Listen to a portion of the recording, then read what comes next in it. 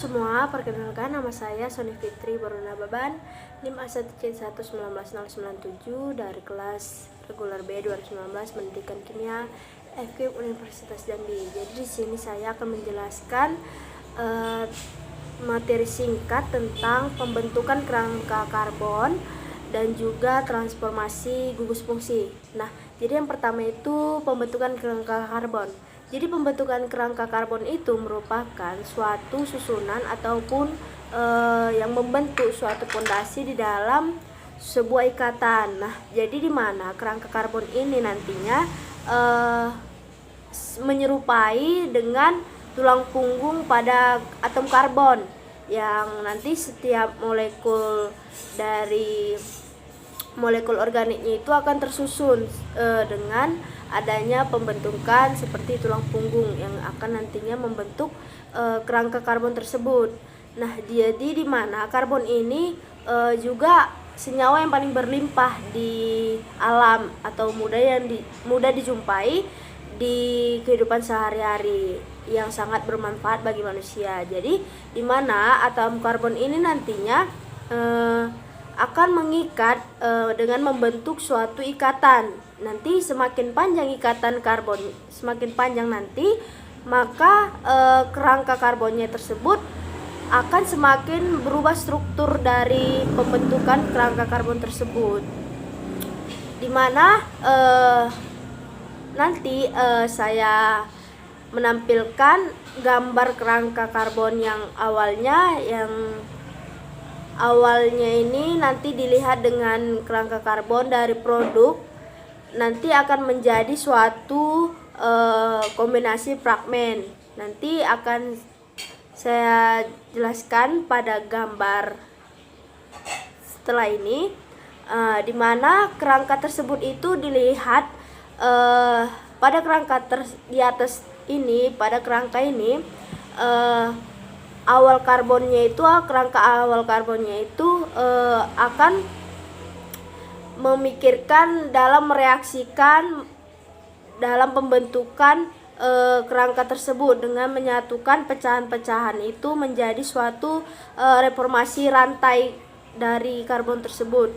Nah, jadi di atas untuk membentuk suatu ikatan C rangkap 1, kita akan menyingkirkan dari nomor 1, 2, 4, 8 dan juga 9.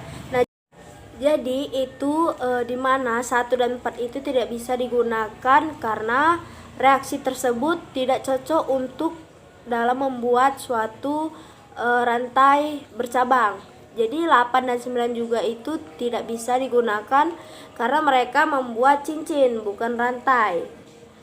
Dan yang terakhir itu 2 juga tidak bisa karena tidak bekerja dengan baik tanpa adanya kelompok pergerakan. Jadi reaksi 3 itu dapat digunakan untuk untuk menggabungkan C1 dan C7 menjadi C8, yang seperti dengan penambahan radikal CBrCl3 menjadi 1 hepten. Gambarnya atau strukturnya sebagai berikut. Nah, itulah dari pembentukan kerangka karbon sedikit materi. Nah, jadi nanti adapun suatu reaksi dalam pembentukan ikatan karbon-karbon itu ada beberapa referensi dari sumber bagiannya. Ada 9 bagian dalam pembentukan karbon.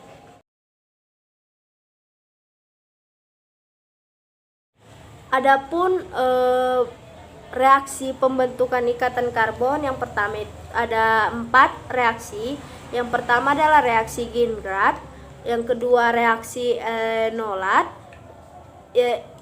yang kedua itu alkilasi enolat, yang ketiga itu reaksi aldol. Nah, yang keempat itu kondensasi Claisen. Nah, di mana yang pertama itu reaksi Grignard. Ya, jadi dalam suatu reagen Grignard bila dicampurkan pada keton, aldehid ataupun ester, itu nantinya akan membentuk suatu ikatan rangkap 1 atau C garis C.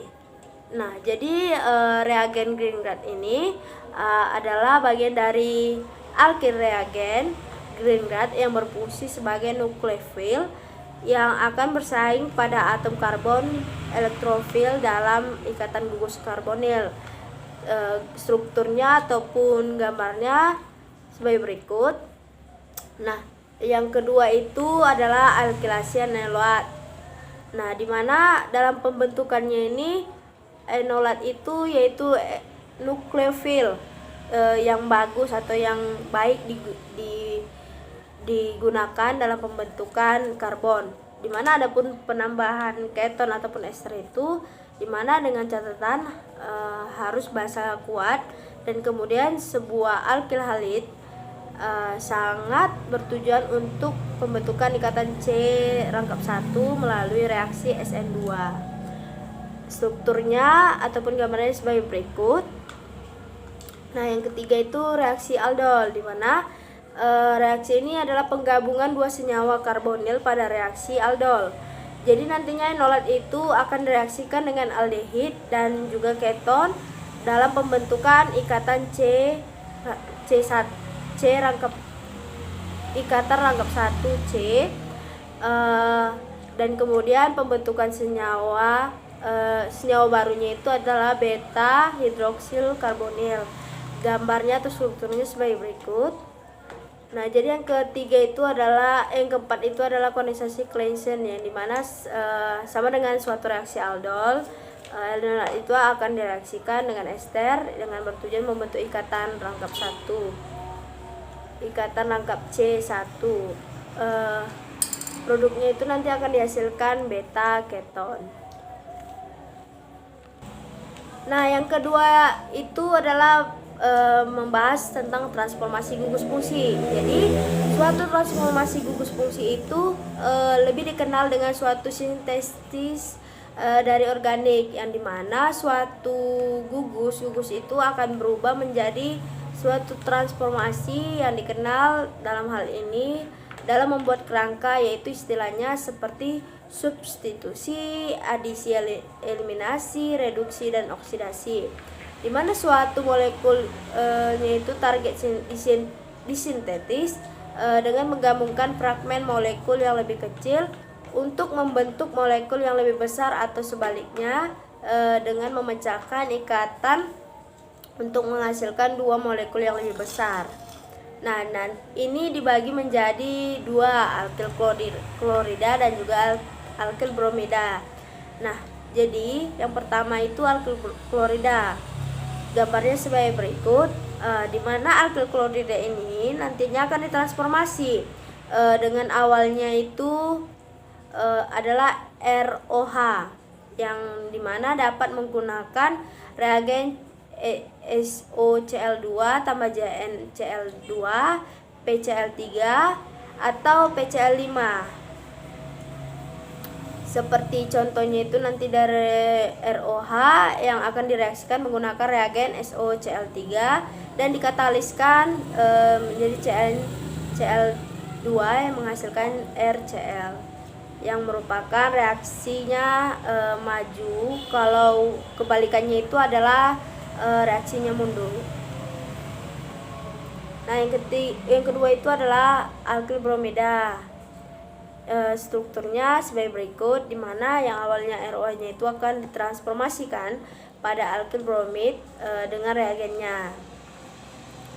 Nah, itulah sedikit informasi mengenai pembentukan kerangka karbon dan juga transformasi gugus fungsi. Adapun permasalahan yang pertama yaitu pada suatu gugus fungsi akan mampu ditransformasikan menjadi gugus fungsi lain, di mana berbagai cara yaitu substitusi, adisi, eliminasi, oksidasi, dan reduksi. Jadi suatu transformasi gugus fungsi itu apakah dapat menggunakan lebih dari satu cara untuk melakukan transformasinya, sertakan memberikan contoh reaksi yang bertransformasi. Nah, ini diangkat permasalahan dari topik transformasi tadi, yang dimana tadi transformasi itu adanya dengan secara substitusi, adisi, eliminasi, oksidasi, dan juga reduksi. Jadi yang ingin saya tanyakan, apakah bisa dapat menggunakan lebih dari satu cara dalam mentransformasinya? Nah, berikan contohnya. Yang kedua, permasalahannya bagaimana bisa mengetahui bahwa transformasi gugus fungsi itu melalui reaksi substitusi ataupun eliminasi. Nah, ini saya mengangkat permasalahannya dengan permasalahan yang sudah dijelaskan di awal transformasi gugus fungsi tadi, bahwasannya bisa dibedakan melalui suatu reaksi substitusi ataupun eliminasinya. Jadi yang saya tanyakan, bagaimana caranya bisa mengetahui apakah itu melalui reaksi substitusi ataupun eliminasi. Yang ketiga itu adalah permasalahannya dalam proses pembentukan kerangka karbon dan dengan reaksi Grignard. Jadi bagaimana reaksi tersebut akan dapat membentuk ikatan C rangkap 1. Nah, ini diangkat dari topik materi tentang pembentukan kerangka karbon, yang dimana tadi berdasarkan reaksi Grignard yang akan dapat membentuk ikatan C rangkap 1. Nah, jadi yang ingin saya tanyakan dalam pembentukannya itu bagaimana prosesnya bisa reaksi Grignardnya itu membentuk ikatan C1 rangkap 1. Begitulah video saya. Sekian dan terima kasih.